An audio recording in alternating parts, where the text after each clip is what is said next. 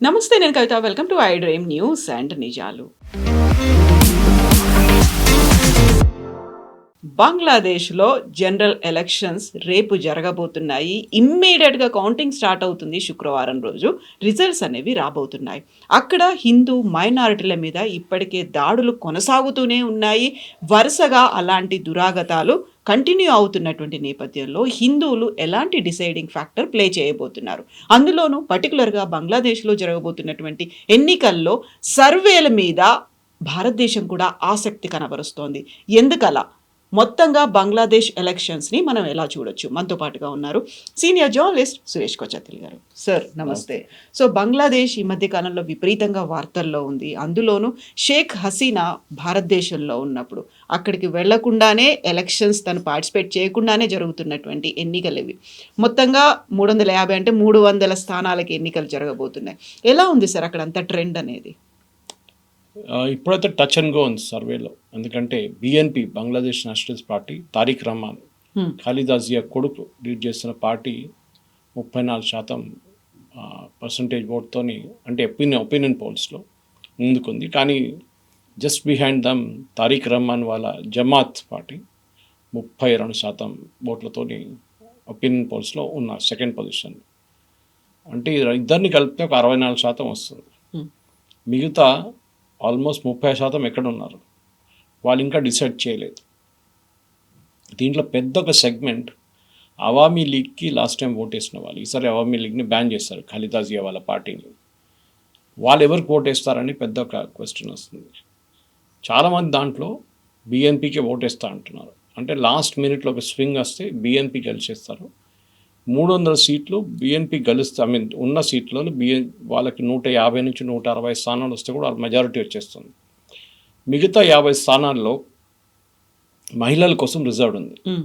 కానీ వీళ్ళు ఏం చేస్తారంటే, ఈ 300 సీట్లు ఎవరు గెలిచారో వాళ్ళ రిప్రజెంటేషన్ పెట్టి ఆ పర్సంటేజ్ ఓట్ ఎంత వచ్చింది మీకు, దాన్ని బట్టి ఈ 50 సీట్లు నామినేట్ చేసుకుంటారు. డైరెక్ట్ ఎలక్షన్ కాదు, మహిళలకి సపరేట్ ఎలక్షన్. మహిళలు పోటీ చేయకూడదు. అక్కడ జమాత్ వాళ్ళు కూడా మహిళల్ని బుర్కాలా పెట్టి ఆల్మోస్ట్ ఒక తాలిబాన్ తీసుకొచ్చారు అక్కడ.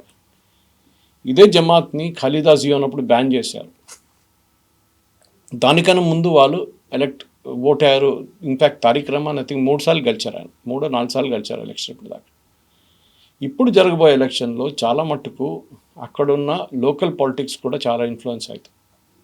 ఈ స్టూడెంట్స్ పార్టీ ఒకటి ఉంది, మీకు గుర్తుంటుంది. వాళ్ళు ఎన్సిపి, మన ఎన్సిపి లాగా కాదు, నేషనలిస్ట్ సిటిజన్ పార్టీ అనే పార్టీ పెట్టుకున్నారు.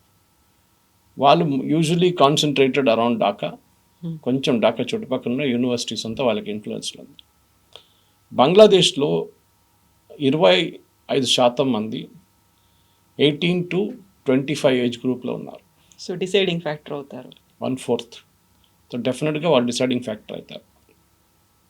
వాళ్ళు ఎవరికి ఓటేస్తారు? ఒకటి అవామీ లీగ్, ఇంకోటి బిఎన్పి. సో డెఫినెట్గా నా అంచనా ప్రకారం ఏమైనా ఒపీనియన్ పోల్స్ ఏం చూపిస్తున్నా అంటే, అవామీ లీగ్ పార్టీ వాళ్ళంతా ఆల్మోస్ట్ 80% బిఎన్పికి ఓటేస్తారు. 20% మంది ఐదర్ సిటిజన్స్ పార్టీ ఆర్ జమాత్కి ఓటేస్తారు. జమాత్కే భారతదేశంతో ప్రాబ్లం ఉంది. ఎందుకంటే మనకు గుర్తుంటుంది, 1971 వార్లో పాకిస్తాన్ని సపోర్ట్ చేసిన వాళ్ళు జమాత్ ఇస్లామీ. ఇస్లామీ మన దగ్గర ఉంది, వాళ్ళ దగ్గర జమాత్ అంటారు. అదే పార్టీ మన దగ్గర కూడా ఉంది, జమాత్ ఇస్లామీ. ఈ పరిస్థితుల్లో బంగ్లాదేశ్లో ఎలక్షన్ గెలవబోతుంది ఈసారి. డెఫినెట్గా నాకైతే అనిపిస్తుంది బిఎన్పి. గెలవకపోతే ఏమవుతారు? మెజారిటీ రాకపోతే జమాత్తో టైఅప్ చేయాల్సి వస్తుంది. జమాత్తో టైఅప్ చేస్తే చాలా మటుకు కాంప్రమైజ్ చేయాల్సి వస్తుంది. వాళ్ళ ప్రిన్సిపల్స్ని ఇండిపెండెంట్గా ఆపరేట్ చేయలేరు. దీని అన్నిటిలో అక్కడున్న local politics with international politics. కొన్ని రోజుల ముందు దాకా ఈవెన్ షేక్ హసీనా ఉన్నప్పుడు కూడా చైనాని, ఇండియాని చాలా బాగా మేనేజ్ చేసుకుందాము. చైనా వాళ్ళు పెట్టుబడి పెట్టారు, భారతదేశం కూడా వాళ్ళు పెట్టుబడి పెట్టారు అక్కడ. ఇప్పుడు కూడా బంగ్లాదేశ్ పంపిస్తున్న 17% ఎలక్ట్రిసిటీ అదాని వాళ్ళ కంపెనీ చెందుతుంది, జార్ఖండ్ నుంచి. వాళ్ళు గిట్ట రేపు ఆఫ్ చేసేస్తే బంగ్లాదేశ్లో ఆల్మోస్ట్ 25 నుంచి 30% మందికి ఎలక్ట్రిసిటీ ఉండదు రేపటి నుంచి. మొన్ననే గొడవ జరిగినప్పుడు స్టార్టింగ్లో షేక్ హసీనా వచ్చినప్పుడు ఆల్మోస్ట్ $500 మిలియన్ బకాయా ఉండే. అది కొంచెం కట్టేశారు. ఇప్పుడు దానికోసం మళ్ళీ ఎలక్ట్రిసిటీ రెజ్యూమ్ చేశారు. కానీ బంగ్లాదేశ్లో ఉన్న పరిస్థితి చాలా దారుణం. ఎకనామికల్ ఇన్ఫ్లేషన్ చాలా ఎక్కువ. అది కాకుండా అన్ఎంప్లాయ్మెంట్. బంగ్లాదేశ్లో ఉద్యోగం లేదు. లీస్ట్ డెవలప్ కంట్రీస్ లిస్ట్లో వస్తారు బంగ్లాదేశ్. మన దగ్గర అంటారు పర్ క్యాపిటా బంగ్లాదేశ్ మనకన్నా ఎక్కువ అని. అది అట్లా కాదు. అది వాళ్ళ క్యాల్కులేషన్ తప్పు. ఎందుకంటే పాపులేషన్ తక్కువ ఉన్నప్పుడు న్యాచురల్లీ మీ ఇన్కమ్ ఎక్కువ చూపిస్తుంది. 1000 మందికి 10,000 రూపాయలు ఉంటే 100 మందికి అదే 10,000 రూపాయలు విలువ ఎక్కువ ఉంటుంది. సో పాపులేషన్ తక్కువ. మనం 140 కోట్లు ఉన్నాం మనం. మనది యావరేజ్ పర్ క్యాపిటా ఇస్ $3,000. అదే టైంలో యూఎస్ పర్ క్యాపిటా చూడండి $90,000. $90,000 పర్ క్యాపిటా ఆఫ్ యూఎస్, అంటే పర్ పర్సన్కి ఉన్న ఇన్కమ్ పర్ ఇయర్. భారతదేశంలో per person per income per year is $3,000. చాలా డిఫరెన్స్ ఉంది.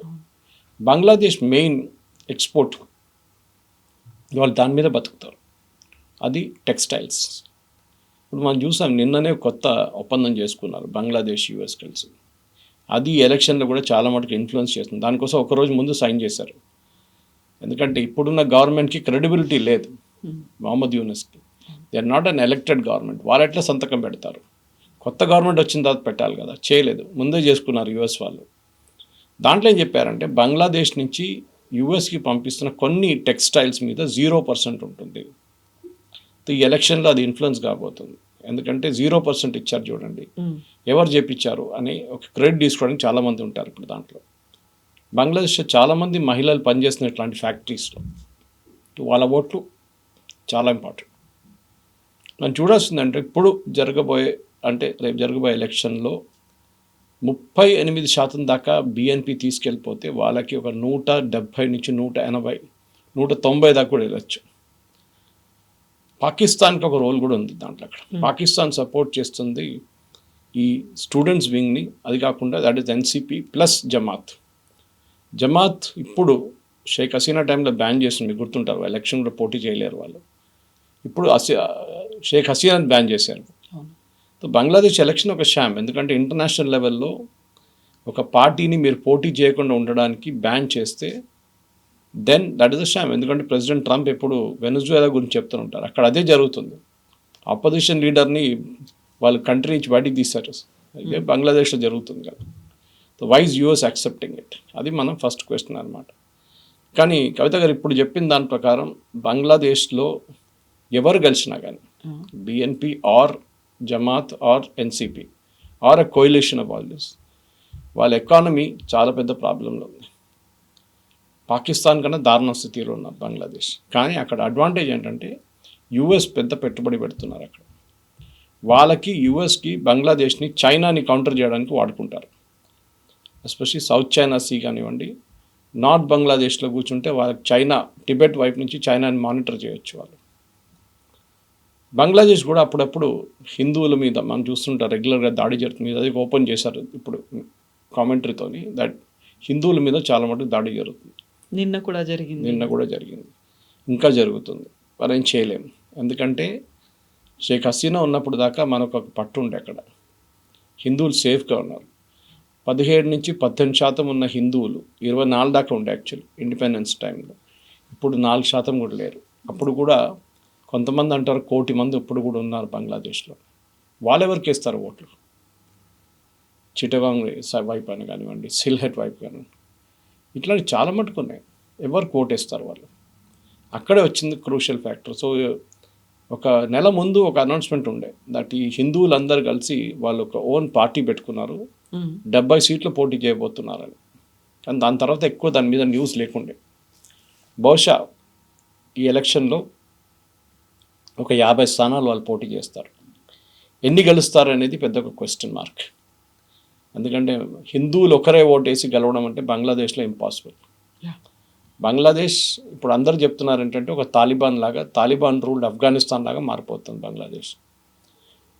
బిఎన్పి కొంత మహిళల్ని పార్టీ ఎలక్షన్లో పెట్టారు క్యాండిడేట్గా. జమాత్ ఇస్లామీ ఒక్క మహిళని కూడా ఎలక్షన్లో పోటీ చేయలేదు. వాళ్ళేంటంటే మహిళలకి బయట వెళ్తే పరదా వేసుకోవాలి, మహిళలు పోటీ చేయడానికి కాదు, వాళ్ళు ఇల్లు చూసుకోవాలి, అంతే వాళ్ళ పని. So that is typically Taliban mind set. అందులో కూడా గతంలో అక్కడ షేక్ హసీనా వర్క్ చేశారు, బేగం ఖలీదా జియా వర్క్ చేశారు. ఇవి అయినప్పటికీ కూడా ప్రధానమంత్రులుగా మహిళలే ఉన్నప్పటికీ, ముస్లింలు అయినప్పటికీ కూడా అక్కడ స్టిల్ అక్కడ సాధారణ మహిళలు వాళ్ళ మీద, గృహిణుల మీద ఇలాంటిది మాత్రం ఉంటూనే ఉంది. ఎస్, డెఫినెట్గా. ఎందుకంటే ఇస్లామిక్ ఫిలాసఫీ అనగానే అదే వస్తుంది ఫస్ట్. ఇరాన్ చూడండి మీరు, ఇరాక్లో దీనికన్నా ముందు సద్దాం హుసేన్ ఉన్నప్పుడు చాలా మోడర్న్ ఉండే, ఇప్పుడు మళ్ళీ దేవ్ గాన్ బ్యాక్. ఆఫ్ఘనిస్తాన్ చూడండి, వాళ్ళు మొత్తం తాలిబాన్ అయిపోయారు. ఇక్కడ సిరియా చూడండి, సిరియాలో ఒక part of Syria is already under Islamic rule, అట్లా చెప్పొచ్చు మనం. ప్రతి చోట ఎక్కడెక్కడ ఇస్లామిక్ రూల్ వస్తుందో మహిళల్ని పక్కన తోసిస్తారు. మీకు గుర్తుంటుంది, హైదరాబాద్లో కూడా మన దగ్గర ఒక ఎంపీ వాళ్ళ ఇంటికి మన రాజ్దీప్ సర్దేశాయ్ గారిని పిలిపించి బిర్యానీ తినిపించారు, చాలా పెద్ద డిన్నర్ చేయించిన తర్వాత రాజ్దీప్ అడిగారంట, మీ ఆవిడని కలవచ్చా, ఇంత బాగా బిర్యానీ చేసింది, కాంప్లిమెంట్ చేయాలంటే, లేదు మా ఇంట్లో మహిళల్ని మేము ఎవరిని కలవనీయం బయట వాళ్ళు. అంత regressive mindset, educated people మన దగ్గర. అప్పుడు మీరు బంగ్లాదేశ్, తాలిబాన్, పాకిస్తాన్, ఆఫ్ఘనిస్తాన్ సంగతి మాట్లాడక్కర్లేదు, they are even more backward. అట్లాంటి పరిస్థితుల్లో ఈ ఇస్లామిక్ ఫిలాసఫీని తీసుకొచ్చి బంగ్లాదేశ్ని, ఇప్పుడు కూడా వాళ్ళు ఏమంటే వాళ్ళ కాన్స్టిట్యూషన్ ప్రకారం దే ఆర్ సెక్యులర్, కానీ ఎక్కడ సెక్యులరిజం నాకైతే కనిపించట్లేదు. ఎందుకంటే అక్కడ ఇస్లామిస్ట్ రూల్ చేస్తున్నారు, అల్లాహు అక్బరే వాళ్ళ పిలుపు. సో దెన్ డెఫినెట్గా they will not allow any other religion, especially హిందువులను అక్కడ ఉండనియరు. దీనికే మనం సిటిజన్షిప్ అమెండ్మెంట్ యాక్ట్ తీసుకొచ్చాం, చట్టం అయింది. బంగ్లాదేశ్ నుంచి హిందువులు పారిపోయి రేపు వస్తే కూడా మన వైపు రావచ్చు, కానీ వాళ్ళ దగ్గర అక్కడ ఉన్న మొత్తం ఇల్లు, వాళ్ళ ఆస్తి అంతా అక్కడ పెట్టేసి రావాల్సి అంటే చాలా కష్టం ఉంటుంది. పాకిస్తాన్తో మన 47లో జరిగిన అదే సిచ్యువేషన్కి వస్తాం మనం. కానీ నేనది చూసిన ఏంటంటే, ఈ ఎలక్షన్లో జమాత్కి ఒక రోల్ ఉంటే, that is either the coalition or even as a winner, then Bangladesh is finished. Bangladesh ఇంకొక యూఎస్కి తెలిసిపోతుంది చాలా క్లియర్గా ఒక 5 సంవత్సరాల్లో, దట్ బంగ్లాదేశ్ ఇంకొక ఆఫ్ఘనిస్తాన్గా మారిపోతుంది అనేది. మన మీద థ్రెట్ ఏంటి అది మనం చూసుకోవాలి ఫస్ట్. వీళ్ళెప్పుడు 7 సిస్టర్స్ నార్త్ ఈస్ట్ని మేము కట్ చేసేస్తాం, భారతదేశాన్ని సిలిగుడి దగ్గర చికెన్ స్నెక్ దగ్గర మేము నరికేస్తాం, అది ఇదని చెప్తుంటారు. అందులో యూనివర్సిటీలో కూడా పెద్ద ఎత్తున క్యాంపెయిన్లు కూడా చేశారు. ఏం జరగదు అవి. ఇప్పుడు కూడా బంగ్లాదేశ్ నుంచి వేలాది మంది మెడికల్ వీసా తీసుకొని భారతదేశానికి ట్రీట్మెంట్కి వస్తారు. ఇప్పుడు కూడా మనం నడిమిట్లో కొన్ని రోజులు వీసా ఆపాం, చాలా పెద్ద ప్యానిక్ అయింది అక్కడ. హార్ట్ పేషెంట్స్ ఉండొచ్చు, మిగతా క్యాన్సర్ పేషెంట్స్ ఉండొచ్చు, అందు వాళ్ళ దగ్గర మెడికల్ ఫెసిలిటీస్ లేదు. It is a real impoverished nation. Afghanistan కూడా కొంచెం ట్రీట్మెంట్ అంత ఉంది, కానీ బంగ్లాదేశ్లో అది కూడా లేదు. అంత దారుణమైన పరిస్థితి ఉంది అక్కడ. ఇన్కమ్ కూడా అంతే. దానికోసం చాలామంది వాళ్ళ మహిళలు టెక్స్టైల్ ఫ్యాక్టరీలో పనిచేస్తారు.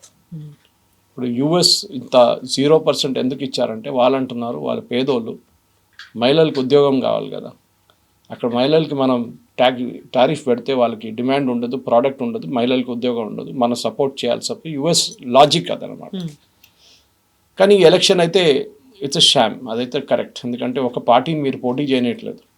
షేక్ హసీనాతో మీకు గొడవ ఉండొచ్చు, వాళ్ళ పార్టీని పోటీ చేయొచ్చు కదా, లేదు మేము పోటీ చేయలేము. బంగ్లాదేశ్లో ఉన్న జ్యుడిషియరీ ఈజ్ ఆల్సో జోక్. అది ఈవెన్ షేక్ హసీనా టైంలో ఉన్నప్పుడు వాళ్ళకు సపోర్ట్ చేశారు, ఇప్పుడు వీళ్ళ వైపు సపోర్ట్ చేస్తున్నారు. కానీ అన్నిటికంటే పెద్ద జోకర్ ఈజ్ మొహమ్మద్ యూనిస్. మొహమ్మద్ యూనిసే ఎంటైర్ బంగ్లాదేశ్ని రివర్స్ గేర్లో తీసుకెళ్ళాడు. Economy was doing really good under Sheikh Hasina. మేము చెప్పాను చూడండి, రూమర్స్ ఉండే భారతదేశం కన్నా ఫాస్ట్గా జీడిపి ఎక్కువ ఉంది వాళ్ళది, మనకన్నా ఎక్కువ ఉంది అనేది. అది తప్పు, నేను ఎక్స్ప్లెయిన్ చేశాను మీకు ఆల్రెడీ. కానీ అది కాదు, అక్కడ ఆ టైంలో ఉన్న ఎకానమీ ఇప్పుడు ఇన్ఫ్లేషన్తో, అన్ఎంప్లాయ్మెంట్తో పోరాడుతున్నారు. అక్కడ చాలా వెనుకకి వెళ్ళిపోయారు బంగ్లాదేశ్. దానికి కారణం ఈయనే, మొహమ్మద్ యూనుస్. ఆయన్ని డెఫినెట్గా అమెరికా ప్రాపప్ చేశారు, మన అందరు తెలిసిందే. నోబెల్ ప్రైజ్ ఇవ్వడము, మ్యాక్సెసే అవార్డు ఇవ్వడం, అంతా అమెరికా పని ఉంటుంది దాంట్లో. కానీ ఐ థింక్ బంగ్లాదేశ్కి నెక్స్ట్ 1 year చాలా క్రూషియల్గా ఉండబోతుంది, ఎవరు కలిసినా కానీ. ఎందుకంటే 1 is ఎకానమీ. అఫ్కోర్స్ యూఎస్ చాలా డబ్బులు పెడతారు, కానీ డబ్బులు ఎంత పెట్టినా కానీ దేశంలో ఒక డిమాండ్ ఉండాలి. ఒక మొబైల్ ఫోన్ తయారు చేస్తే కొనడానికి ఉన్న కెపాసిటీ ఉండాలి అక్కడ, అది వాళ్ళ దగ్గర లేదు. వాళ్ళ బయింగ్ కెపాసిటీ చాలా తక్కువ బంగ్లాదేశ్లో. వాళ్ళ దగ్గర చాలామంది మీరు గల్ఫ్కి వెళ్తే అక్కడ పనిచేస్తుంటారు. ఇప్పుడు వాళ్ళ వీసా వాళ్ళకి బంద్ చేసేస్తారు, యూఏఈ లాంటి దేశాల్లో no visa. For Bangladeshis and Pakistanis. ఎందుకంటే వీళ్ళు అక్కడ వచ్చి చాలా గొడవ చేస్తున్నారని చెప్పి వీళ్ళ వీసా అంతా బంద్ చేశారు. సో ఈ పరిస్థితుల్లో we're at a crossroads. ఇప్పుడు అదే పరిస్థితి అన్నమాట. షేక్ హసీనా వాళ్ళు లాంగ్ సర్వింగ్ పీఎమ్స్గా అక్కడ పాలిటిక్స్లో కీ రోల్ ప్లే చేశారు. అందులో వాళ్ళ పేరెంట్స్ని కావచ్చు, లేకుంటే ఫ్యామిలీ మెంబర్స్ని ఊచకోత కోసారు, చంపేశారు. మిగిలినటువంటి షేక్ హసీనా మళ్ళీ అక్కడ ప్రధానమంత్రిగా చేశారు. అయినప్పటికి కూడా అంతర్యుద్ధంలో ఆవిడని దించేశారు. ఆవిడ ఆశ్రయం పొందింది భారతదేశంలో. బట్ ఇప్పటికీ ఆ పార్టీని అక్కడ కంటెస్ట్ చేయనివ్వకుండా ఉంటే వాళ్ళకంటూ కొంతమంది లాయల్గా ఉండేటువంటి కార్యకర్తలు ఉంటారు, అభిమానులు ఉంటారు, కొంతమంది ఫాలోవర్స్ అనే వాళ్ళు ఉంటారు. వాళ్ళు ఎటువైపు చూస్తున్నారు? వాళ్ళు ఏమనుకుంటున్నారు అసలు? లాస్ట్ ఎలక్షన్లో మన అవామీ లీగ్కి, షేక్ హసీనా అవామీ లీగ్కి 42% ఓట్లు వచ్చినాయి. 42%. ఆ 42% మంది ఎక్కడ ఓటేస్తారు? చాలా క్రూషియల్. ఎందుకంటే ఇప్పుడు మనం చూస్తున్నాం 30-60 అని చూపిస్తుంది వీళ్ళిద్దరికి. Almost tied BNP and Jamaat. ఈ మిగతా 42 పక్కన పెట్టి 30 తీసుకుందాం, మనం 32 తీసుకుందాం. వీళ్ళెవరు ఓటేస్తారు? Lesser of the two evils అంటాం మన ఇంగ్లీష్లో. దాంట్లో బిఎన్పి, న్యాచురల్లీ బిఎన్పికి ఓటేస్తారు వాళ్ళు. హిందువులు అక్కడ చాలా మటుకు హిందూ పార్టీస్ ఓటేస్తారు. వాళ్ళు గెలవలేరు, కానీ ఓట్లు వాళ్ళ ముస్లిం పార్టీస్కి వెళ్ళదు, డివైడ్ అయిపోతుంది, అక్కడ వెళ్ళదు. ఈ పరిస్థితుల్లో బిఎన్పికి, దానికోసం బిఎన్పి చూడండి వాళ్ళ స్ట్రాటజీ కూడా అదే మార్చుకున్నారు వాళ్ళు. We're all for a very secular government, మేము అందరినీ కాపాడుకుంటాం, మేము హిందువుల్ని చూసుకుంటాం అని తారిక్ రహమాన్ ప్రతి స్పీచ్లో చెప్పుకుంటూ వెళ్తున్నారు. ఆయనకు కావాల్సింది హిందూ ఓట్లు, అక్కడ 1 కోటి మంది అంటే తక్కువ కాదు. అది కాకుండా బిఎన్పి ఓట్స్, అది బిఎన్పి ఓట్స్ నుంచి అవామీ లీగ్ ఓట్స్ రావాలంటే డెఫినెట్గా ఆ పాట పాడాల్సిందే వాళ్ళు. కానీ వాళ్ళు ఓట్ వేస్తారో లేదో, బాయ్కాట్ చేస్తారో లేదో రేపు ఓట్ పర్సంటేజ్ మీద తెలిసిపోతుంది. బయటికి వచ్చి ఓట్ వేయకపోతే then BNP will be in a big problem. Voting percentage పెరిగితే లాస్ట్ టైం కన్నా దెన్ బిఎన్పి గెలుస్తారు. ఇది ఇప్పుడున్న ఒక అనాలిసిస్ ప్రకారం. కానీ రేపు ఏం జరుగుతుందో మనం చెప్పలేము. ఎందుకంటే Bangladesh is a failed democracy. Pakistan లా కాదు. పాకిస్తాన్ దారుణ పరిస్థితి. Here it is slightly better. Sheikh Hasina కూడా ఏదో మహాత్మా కాదు. ఆమె కూడా చాలా గొడవ చేసింది అక్కడ. ఆమె టైంలో జమాత్ని బ్యాన్ చేసింది ఆమె. షేక్ ఖలీదా జియాని జైల్లో పెట్టింది ఆమె. చాలా జరిగింది అట్లాంటిది. కానీ బంగ్లాదేశ్ షేక్ ముజీబుర్ రెహమాన్ చంపిన తర్వాత, ఆఫ్టర్ 71లో బంగ్లాదేశ్కి వచ్చిన తర్వాత, అప్పటి నుంచి ఇవాళ దాకా బంగ్లాదేశ్లో స్టెబిలిటీ అనేది లేదు. షేక్ హసీనా 3 సార్లు రూల్ చేశారు, కరెక్ట్. ఒక డిక్టేటర్ దాకా రూల్ చేస్తుంది ఆమె, అది కూడా కరెక్ట్. కానీ బంగ్లాదేశ్ పరిస్థితి ఇప్పుడు ఎట్లా అయిపోయిందంటే, ఒక డిక్టేటర్ వాళ్ళకి కావాలి. నార్మల్ ఒక సాఫ్ట్ మనిషితో బంగ్లాదేశ్ పనికిరాదు. పాకిస్తాన్ లాగానే. పాకిస్తాన్లో ఆర్మీ ఎందుకు నడిపిస్తారంటే సివిలియన్ గవర్నమెంట్ హ్యాండిల్ చేయలేదు ఇదంతా. షబాజ్ షరీఫ్ ఉండొచ్చు, నవాజ్ షరీఫ్ ఉండొచ్చు, దానికన్నా ముందు ఉన్న ఇమ్రాన్ ఖాన్ ఉండొచ్చు, జర్దారీ ఉండొచ్చు, బెనజీర్ భుట్టో, ఎవరైనా కానివ్వండి, జుల్ఫికర్ అలీ భుట్టో నుంచి, they cannot rule the country. దానికోసం పాకిస్తాన్లో ఎప్పుడు ఆర్మీ రూల్ చేస్తారు, సివిలియన్ అడ్మినిస్ట్రేషన్ పక్కన కూర్చుంటారు. బంగ్లాదేశ్ ఆర్మీ మోరల్లెస్ న్యూట్రల్ ఉంటారు. వాళ్ళు చూస్తుంటారు, మీరు ఇప్పుడు దాకా అంత ఎక్కువ గొడవ చేయలేదు. ఖలీదా జియా వాళ్ళ హస్బెండ్ వాళ్ళ అటాక్ చెప్పొచ్చు, మీరు ఖలీదా జియా వాళ్ళ పార్టీ చెప్పొచ్చు దాని గురించి. మీరు మిగతా పార్టీలు కూడా చూడండి, అందరికీ ఆర్మీతో అసోసియేషన్ ఉంది బంగ్లాదేశ్లో. కానీ Bangladesh army never interfered with the election process. వాళ్ళు ఉంటారు పక్కన, కానీ ఎప్పుడు వాళ్ళు అక్కడ కూ లాంచ్ చేయడమో, టేక్ ఓవర్ చేయడమో. ఎందుకంటే పాకిస్తాన్లో అయూబ్ ఖాన్ టైం నుంచి ఇప్పుడు అసీం మునీర్ దాకా ఆర్మీ పరిపాలిస్తున్నారు. పాకిస్తాన్లో అంటారు చూడండి, army and Allah will rule the country అని. అదంతే సంగతి. ఆ పరిస్థితిలో ఉన్నాం. సో డెఫినెట్గా పాకిస్తాన్ ఇన్ఫ్లుయెన్స్ మనకు వరీ ఫ్యాక్టర్ యాక్చువల్. ఎందుకంటే మనం చూసాం, క్రికెట్ది కూడా చూసాం, పాలిటిక్స్. బంగ్లాదేశ్ని పాకిస్తాన్ సపోర్ట్ చేస్తున్నారు క్రికెట్ బాయ్కాట్లో. బంగ్లాదేశ్ పాకిస్తాన్ దగ్గర అంటున్నారు, మీ ఇండియాతో మ్యాచ్ ఆడాలి, వీఆర్ లైక్ బ్రదర్స్. ఆ యాటిట్యూడ్కి వచ్చేసారు వాళ్ళు. పాకిస్తాన్ నుంచి డైరెక్ట్ ఫ్లైట్స్ మొదలుపెట్టారు ఢాకాకి. పాకిస్తాన్ నుంచి ఆయుధాలు పంపిస్తున్నారు ఢాకాకి. దాన్ని నడుస్తున్నప్పుడు definitely we should be worried. ఎందుకంటే మనం ఓన్లీ మన వెస్టర్న్ ఫ్రంట్ చూస్తూనే ఉంటాం ఇప్పుడు దాకా. ఇప్పుడు నా ఈస్టర్న్ ఫ్రంట్ కూడా చూడాల్సి వస్తుంది మనకి. ఇటువైపు నుంచి మన మీద ఏమైనా రేపటి దాడి మొదలైతే అది problem. It all depends on also the west Bengal elections. ఇప్పుడు రాబోయే వెస్ట్ బెంగాల్ ఎలక్షన్ దానికి ఒక పెద్ద ఇండికేటర్. ఎందుకంటే మమతా బెనర్జీ ఆమెకు పెద్ద వరి ఏంటంటే ఈ బంగ్లాదేశ్ నుంచి వచ్చిన వాళ్ళ పేర్లు లిస్ట్ని తీసేస్తే ఆమె ఓడిపోతే అక్కడ ఒక బీజేపీ గవర్నమెంట్ వస్తే వాళ్ళ టఫ్ స్టాండ్స్ తీసుకుంటారు. వాళ్ళు అక్కడ ఉన్న బంగ్లాదేశ్ని అందరిని తెరిమి కొడతారని డౌట్ లేదు. ఆల్రెడీ ఫెన్సింగ్ గురించి కాంట్రవర్సీ నడుస్తుంది. బీఎస్ఎఫ్కి ల్యాండ్ ఇవ్వట్లేదు, కోర్టుకి వెళ్ళారు, కోర్టు అన్నారు ల్యాండ్ హస్ బి గివన్ అన్నారు. అమిత్ షా గారు స్టేట్మెంట్ కూడా ఇచ్చారు దాన్ని. ఇంకొక 500 కిలోమీటర్ ఫెన్సింగ్ చేయాల్సి ఉంది మనకి బంగ్లాదేశ్ వైపు. సో మమతా బెనర్జీ గవర్నమెంట్ పోయి ఒక బీజేపీ గవర్నమెంట్ రేపు అక్కడ వస్తే దెన్ బంగ్లాదేశ్ వాళ్ళతోనున్న రిలేషన్షిప్ మనకి ఇంకొక లెవెల్కి వెళ్ళిపోతుంది అప్పుడు. ఎందుకంటే అస్సాం వైపు ఇంకొక నడుస్తుంది, ఇది బంగ్లాదేశ్ వైపు నుంచి వెస్ట్ బెంగాల్కి ఇంకొక రిలేషన్షిప్ ఉంటుంది. డెఫినెట్గా నెక్స్ట్ 6 నెలలు చాలా క్రూషియల్గా ఉండిపోతుంది కవిత గారు.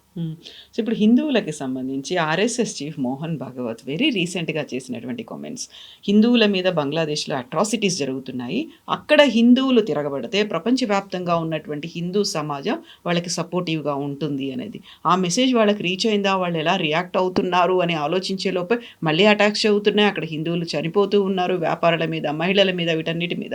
అక్కడ హిందువులు క్రూషియల్ రోల్ ప్లే చేయబోతున్నారు అనుకున్నప్పుడు వాళ్ళు మైనారిటీలే కదా అని తీసేస్తారా, లేకపోతే వాళ్ళు ఎవరు మాకు కొంచెం సాఫ్ట్గా ఉంటారు అని ఆలోచిస్తున్నారా? బంగ్లాదేశ్లో ఉన్న హిందూ పాపులేషన్ గురించి మనం భారతదేశం గురించి ఎక్కువ చేయలేము. మనం ప్రొటెస్ట్ చేయొచ్చు, స్టేట్మెంట్లు ఇష్యూ చేయొచ్చు, కానీ దీనికన్నా ఎక్కువ ప్రొటెస్ట్ మనకి లండన్లో మీకు కనిపిస్తుంది, యూఎస్లో కనిపిస్తుంది, యూరోప్లో కొన్ని దేశాలు కనిపిస్తుంది. బంగ్లాదేశ్ హై కమిషన్ బయట ప్రొటెస్టు, బంగ్లాదేశ్ కన్సులేట్ అండ్ ఎంబసీ బయట ప్రొటెస్ట్ నడుస్తుంది. బంగ్లాదేశ్ మీద ప్రెషర్ పెట్టాల్సింది. మన దేశంలో చూడండి మైనారిటీస్కి ప్రొటెక్షన్ ఇస్తారు, బంగ్లాదేశ్లో అట్లాంటి ప్రొటెక్షన్ లేవు. అక్కడ డైరెక్ట్ చంపేస్తున్నారు, వాళ్ళ ఇల్లు తగలబెడుతున్నారు, చాలామంది ప్రాపర్టీ డిస్ట్రాయ్ చేసేసారు, వాళ్ళ షాపులు దుకాణాలు బంద్ చేసేసారు వాళ్ళు. ఇట్లాంటి చాలా జరుగుతుంది. మన వైపు నుంచి ఇప్పుడైతే మనం ఏం చేయలేం, ప్రొటెస్ట్ ఒక్కటే చేయొచ్చు మనం. అదే టైంలో మన దగ్గర ఉన్న బంగ్లాదేశీని అక్కడ పంపించి ఒక మెసేజ్ పంపించాల్సి వస్తుంది, మీరు అక్కడ చేసిన అదే పని మేము ఇక్కడ కూడా చేయొచ్చు అని. అది చేస్తున్నాం మనం ఆల్రెడీ. కానీ మన దగ్గర అంత ఎక్స్ట్రీమ్ వైలెన్స్కి మనం దిగలేము, ఎందుకంటే దెన్ మనం బంగ్లాదేశ్లో ఉన్న జమాత్ ఒకటే అయిపోతారు. So we should also be very careful. Incidents is correct, Sheikh Hasina ఉన్నప్పుడు పెద్ద అడ్వాంటేజ్ ఉండే మనకి, ఎందుకంటే ఆ టైంలో ఆమె జమాత్ని బ్యాన్ చేసి అక్కడ ఒక సో కాల్డ్ సెక్యులర్ గవర్నమెంట్ని ఆమె పెట్టింది అక్కడ. కానీ ఇప్పుడు ఆ పరిస్థితి కాదు. అండ్ నెక్స్ట్ రాబోయే గవర్నమెంట్ కూడా, ఎందుకంటే బిఎన్పి తారిక్ రహమాన్ చాలా ఆయన స్పీచ్లో కూడా చెప్పారు, హిందువుల్ని మేము కాపాడుకుంటాం, అన్ని మైనారిటీస్ మేము కాపాడుకుంటాం, అది అని చెప్తారు కానీ చేస్తారో లేదో తెలియదు. అదే నేను చెప్పాను, చాలా క్రూషియల్ ఉంటుంది.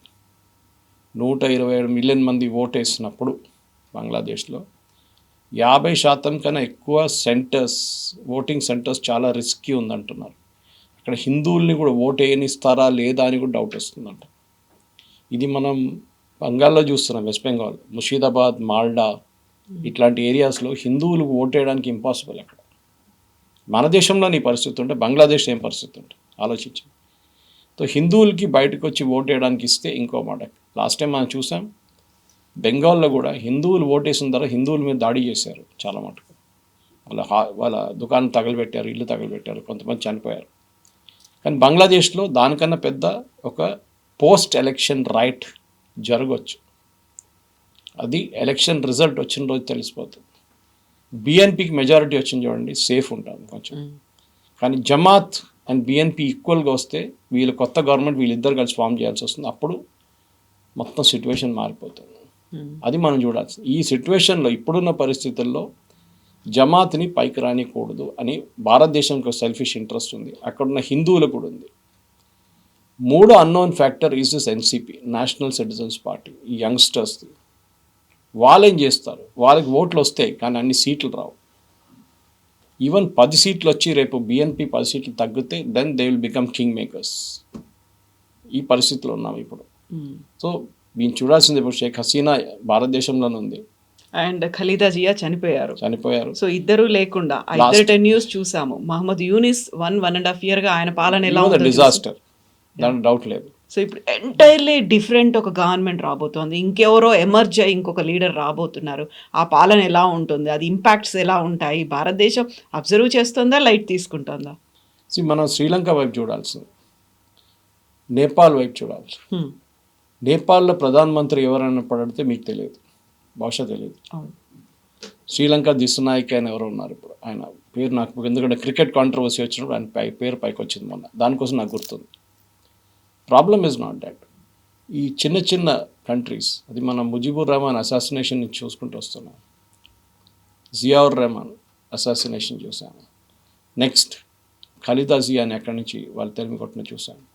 ఇట్లాంటి ప్రతి సిచ్యువేషన్లో శ్రీలంక చూడండి, నేపాల్ చూడండి, బంగ్లాదేశ్ చూడండి, సేమ్ ప్యాటర్న్ ఫాలో అవుతుంది. Unstable regimes. ఇప్పుడు ఎలక్షన్ జరిగింది అనుకోండి, రేపు మళ్ళీ గొడవ రాకుండా ఎట్లా చూసుకుంటారు వీళ్ళు? జరగవచ్చు కదా రేపు కూడా. ఇంకో కొత్త మూమెంట్ స్టార్ట్ చేస్తారు స్టూడెంట్స్, ఈ గవర్నమెంట్ కూడా మాకు నచ్చలేదు, ఈ గవర్నమెంట్ మాకు వద్దు. ఏం చేస్తారు అప్పుడు? మళ్ళీ గొడవ అవుతుంది, మళ్ళీ ట్రైన్లు తగలబెడతారు. మొన్న కూడా ఎందుకు జమాత్ వాళ్ళు మొన్న రాత్రి ప్రొటెస్ట్ ఆర్గనైజ్ చేసి ఢాకా చుట్టుపక్కల ఏరియాలంతా టైర్లు వేసి రోడ్డు మీద తగలబెట్టిండు. అంటే ఒక అట్మాస్ఫియర్ ఆఫ్ ఫియర్ తీసుకొస్తున్నారు.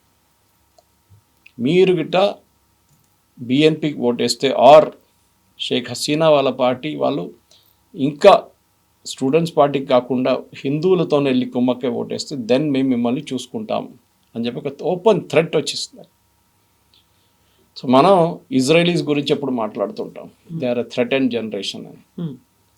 బంగ్లాదేశ్లో ఉన్న హిందువులు కూడా అదే సంగతి, they are also generation at risk అన్నమాట. వాళ్ళని కాపాడుకోవాల్సిన రెస్పాన్సిబిలిటీ మనది. And that is where Sarsanghchalak గారి స్టేట్మెంట్ చాలా ఇంపార్టెంట్. వాళ్ళ యూనిటీ లోకం మొత్తం wherever you are, US, Europe, మీరు ఆస్ట్రేలియా, ఏ కాంటినెంట్లో ఉన్నా కానీ బంగ్లాదేశ్ మీద ప్రెషర్ పెట్టాల్సి వస్తుంది. అండ్ బంగ్లాదేశ్ మీద ప్రెషర్ పెట్టాలంటే యుఎస్, యూకే, యూరోపియన్ యూనియన్ లాంటి దేశాల మీద ప్రెషర్ పెట్టాల్సి వస్తుంది. వీళ్ళందరూ హ్యూమన్ రైట్స్ గురించి మాట్లాడతారు, అందరూ పెద్ద పెద్ద ఫ్రీడమ్ ఆఫ్ ఎక్స్ప్రెషన్ గురించి మాట్లాడతారు, ప్రెస్ ఫ్రీడమ్ గురించి మాట్లాడతారు. బంగ్లాదేశ్లో ఏం లేదు. సో వీళ్ళ మీద ప్రెషర్ పెట్టాల్సి వస్తుంది. యూరోపియన్ గవర్నమెంట్స్ మీద పెట్టాలి, యుఎస్ గవర్నమెంట్ ప్రెషర్ పెట్టి మీరు డిక్టేట్ చేయాలి. అక్కడున్న హిందువుల సంగతి చూడండి, ఏం చేస్తున్నారు. హిట్లర్ ఇజ్రాయలీస్తో చేసిన, జ్యూస్తో చేసిన అదే పని బంగ్లాదేశ్లో అక్కడున్న జమాత్ వాళ్ళు చేస్తున్నారు. హిందువులను చంపుతున్నారు, వాళ్ళ ఇల్లు తగలబెడుతున్నారు. They need protection. మనం ఇండియా ఎంతో ప్రొటెస్ట్ చేసినా కానీ సీరియస్గా తీసుకోరు, because we have a natural affinity, మనకు ఒక సెల్ఫిష్ ఇంట్రెస్ట్ ఉంది దాంట్లో. కానీ బయట ఉన్న నాన్ రెసిడెంట్స్ ఇండియన్స్ కానీ, పీపుల్ ఆఫ్ ఇండియన్ ఆరిజిన్ కానీ, అమెరికాలో ఉన్న చాలా మటుకు కాంగ్రెస్ మెన్ కానీ, యూకేలో ఉన్న చాలా మటుకు ఎంపీస్ కానీ, మినిస్టర్స్ ఇండియన్ ఆరిజిన్లో ఉన్న వీళ్ళందరూ ప్రెషర్ పెట్టాల్సిందే. ప్రెషర్ పెడితే డెఫినెట్గా బంగ్లాదేశ్ గవర్నమెంట్ మీద ఒక నిఘా ఉంటుంది. రేపు వాళ్ళ మీద శాంక్షన్స్ కూడా పెట్టవచ్చు. ఆ పరిస్థితికి మనం తీసుకురావాలి వీళ్ళు. Thank you so much. Thank you very much. నిజంగా ప్రస్తుతం ఉన్నటువంటి సమాజం దేనికి ప్రయారిటీ ఇస్తుంది? ఆర్థిక సంబంధాల చుట్టూ మాత్రమే తిరుగుతోంది. మళ్ళీ ఎన్నికలంగానే చాలా విరక్తి కలుగుతున్నాం. మంచి అనిపిస్తుంది కదా, లేడీస్ కూడా ఛాలెంజింగ్ జాబ్స్ చేసినప్పుడు చాలా బాగుంటది. ట్రాఫిక్ అసిస్టెంట్స్ గా నియమించిన ట్రాన్స్జెండర్స్ అందరితో సాల్యూట్ చేయించుకుంటున్నారు. ఫుడ్ డెలివరీ ఇవ్వటానికి వెళ్ళినటువంటి డెలివరీ బాయ్ అనిల్ పై కళ్ళ ముందు పెళ్ళండి